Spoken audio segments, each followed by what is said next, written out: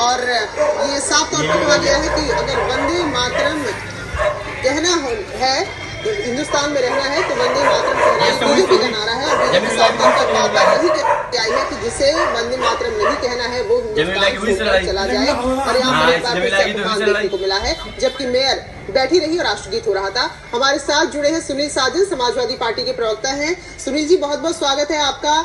मेरठ में जी, अलीगढ़ में जो कुछ हुआ, शपथ ग्रहण समारोह चल रहा था, बीएसपी मेयर खड़ी नहीं हुई जब वंदे मातरम चल रहा था। सपा का क्या इस पर कहना है, क्या प्रतिक्रिया है? नहीं, मैं ये कह सकता हूँ क्या चल रहा था या वंदे मातरम? वंदे मातरम।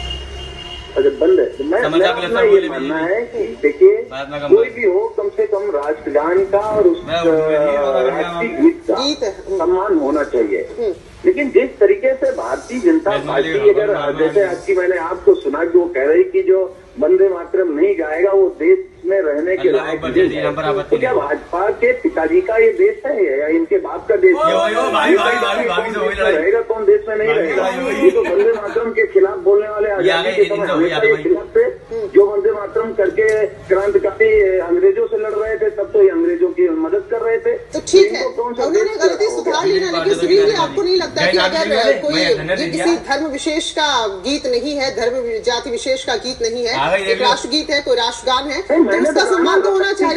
राष्ट्रीय गीत दोनों का सबको सम्मान करना चाहिए।